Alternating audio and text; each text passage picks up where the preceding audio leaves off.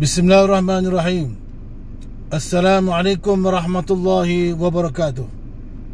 Muslimin, muslimat, sahabat-sahabat, mudah-mudahan anda dan keluarga anda sejahtera, bahagia, sentiasa bersemangat mencari mardatillahi ta'ala, insyaAllah. InsyaAllah tuan-tuan sekalian, murah rezeki, ceria, bahagia selalu, insyaAllah.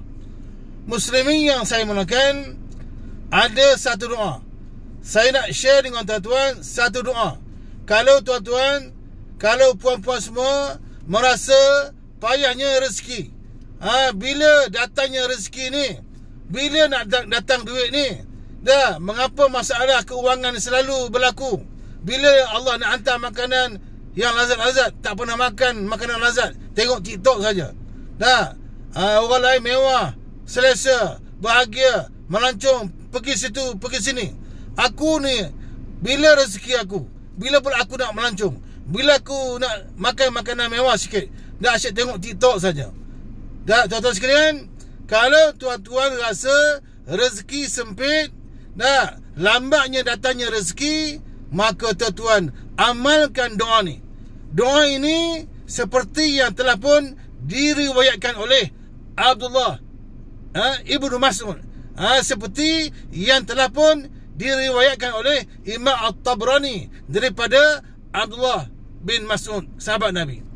Muslimin yang saya muliakan, satu hari datanglah tetamu ke rumah Nabi. Jadi Nabi punya style, Nabi punya perangai ikramud dhaif, memuliakan tetamu. Nabi tak akan benarkan tetamu balik keluar rumah, melainkan kena makan dulu, makan dulu. Kalau setengah-setengah orang Kelantan mesti makan dulu nasi kerabu, makan dulu nasi dagang, makan dulu singai daging.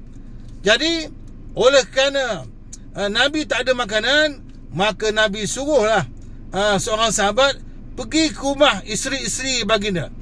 Pergi ke rumah isteri-isteri baginda, tanya ada tak makanan ni, sebab nak bagi makan kepada tetamu yang baru sampai. Jadi sahabat tadi pun pergi rumah, 9 rumah. Isteri ni, Nabi ni isterinya 9 orang. Tanya, semua tak ada makanan, tak ada makanan. Jadi oleh kerana tak ada makanan, susahlah Nabi nak jamu tetamu yang baru sampai. Antara ciri orang beriman ialah ikramud dhaif, dia ni memuliakan tetamu. Maka Nabi pun berdoa. Nabi berdoa, doa Nabi, Allahumma inni as'aluka min fadlika wa rahmatika fa innahu la yamlikuha illa anta.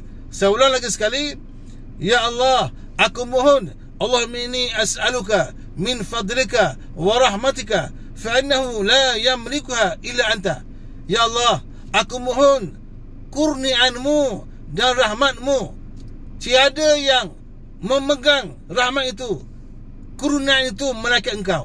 Nabi berdoa, Allahumma inni as'aluka min fadlika wa rahmatika fa innahu la yamlikuha illa anta. Ya Allah, aku mohon daripadamu kurniaanmu, rezekimu, limpah kurniamu, dan aku minta, Allah, berilah kami rahmatmu.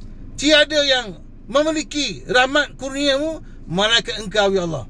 Maka takdir Allah Ta'ala, seketika kemudian ada orang datang hadiah ke Nabi, seekor kambing bakar. Berkat Nabi doa tadi, Allahumma inni as'aluka min fadlika wa rahmatika fa annahu la yamluka illa anta. Maka Nabi doa begitu, Allah takdirkan ada seorang sahabat datang hadiahkan kambing bakar kepada Nabi. Maka bolehlah Nabi menjamu tetamu-tetamunya. Jadi muslimin yang saya muliakan, kalau kita rasa susahnya rezeki, lamanya rezeki nak datang, susahnya nak dapat jodoh, susahnya nak dapat kerja, susahnya bisnes, banyak problem betul bisnes, customer pun hilang.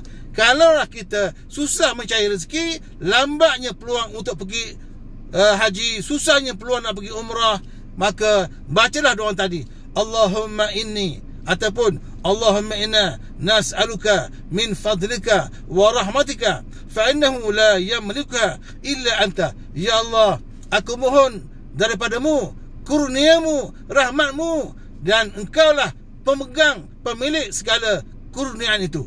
Mudah-mudahan tuan-tuan sekalian, sebarkan video ni, amalkan selalu. Mudah-mudahan Allah Ta'ala kurniakan tuan-tuan rezeki yang melimpah ruah berpanjangan. Follow saya di TikTok Ustaz Abu Hassan. Ila liqa. Ma'assalamah, arjukum da'iman fi suru wa sa'adah anta insyaAllah. Satanja fi hayah. Darakum fi next video.